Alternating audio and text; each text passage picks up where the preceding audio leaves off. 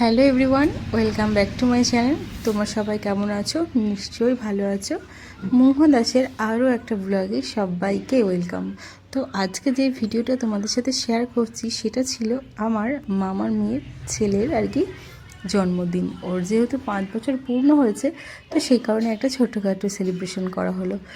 যেহেতু কয়েকদিন আগেই ওর বাড়িতে অনেক বড় করেই সেলিব্রেশন করা হয়েছে, তো সেখানে মামাবাড়ি থেকে কেউ তেমন যেতে পারেনি। ওই জন্য ওরা আবার মামাবাড়িতে এসে একটা ছোট্ট করে সেলিব্রেশন করেছে। তো দেখো, এখানে যথারীতি সব মামার মেয়েরা ছিল, সবাই বেশ হই করে আনন্দ করছিল।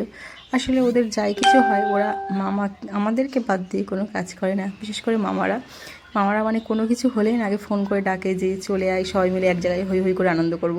খাওয়ার থেকে বেশি আনন্দটাই মিশে, সবাই মিলে এক জায়গায় গল্প করব, একটু নাচ করব, এগুলোই তো আনন্দ। তো দেখা যথারীতি যে বার্থডে বয়, তার সাথে কিন্তু সবাই ফটোশ্যুট করে নিল একে একে। মা, আমরা, ওর মা, বাবা, তারপর আরও একটা মামার মেয়ে, সবাই মিলেই ফটোশ্যুট কিছু করেছে, কিছু ফটো তোলা হয়েছে। আর এই যে এবার কচি কাচার দল সব দাঁড়িয়ে পড়েছে ফটো তোলার জন্য, আবার দিদুনেরাও দাঁড়িয়ে পড়েছিল।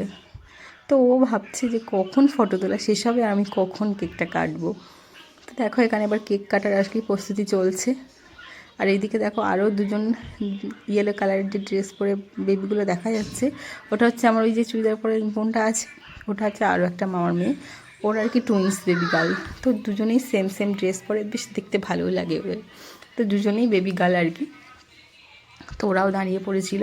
আর এখানে যে কেক কাটবে প্রস্তুতি চলছে, তার আগে দেখো এই যে 3 জনের কাণ্ড কারখানা। ওটা তো সবাই জানে আমার বান্ধবীর ছেলে ছোট, ওটা আমার মামিও হয় সম্পর্কে, ওই জন্য। তো ওদের 3 জনের যে কী কাণ্ড করছিল ওইসব দেখেই সবাই বেশি হাসাহাসি করছিল। আসলে বাচ্চারা তো ভগবানের রূপ হয়, আর ওদের যাই করে না কেন সবার বেশ ভালোই লাগে।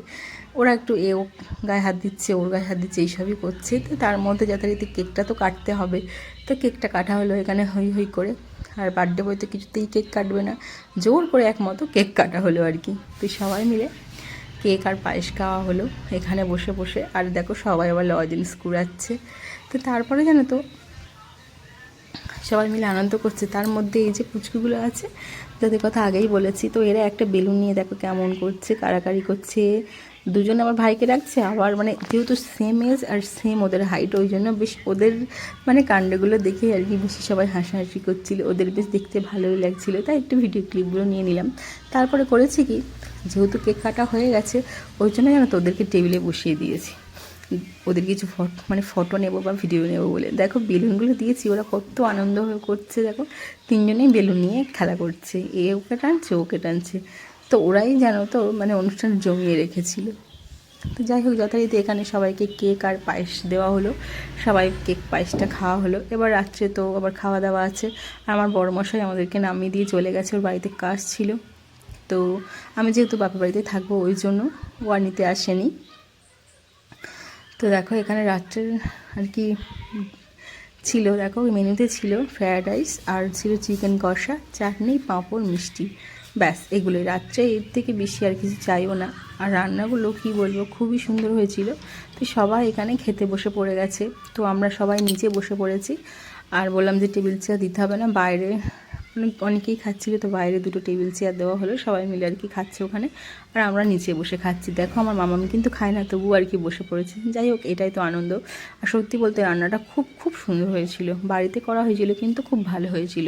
তো দেখো প্রথমেই দিয়ে দিল ফ্রায়েড রাইস, তারপরে চলে আসলো চিকেন কষা, তার সাথে ছিল স্যালাড, আর ছিল লাস্টে চাটনি, পাঁপড় আর মিষ্টি ভিডিও করতে ভুলে গেছি। তারপর খাওয়া দাওয়া শেষে সবাই মিলে হই হই করে গল্প শুনতে বসে গেছি ছোটো মামার কাছে। ছোটো মামা মানেই ভূতের গল্প, আর ভূতের গল্প শুনতে কে না ভালোবাসে বলো তো, ওই রাত্রেবেলা। তো যাই হোক, খুব সুন্দর সময় কাটালাম। আমার ভিডিওটা কেমন লাগলো অবশ্যই কিন্তু কমেন্টে জানিও। ভালো লাগলে একটা লাইক, কমেন্ট, শেয়ার করো। তো চলো টাটা।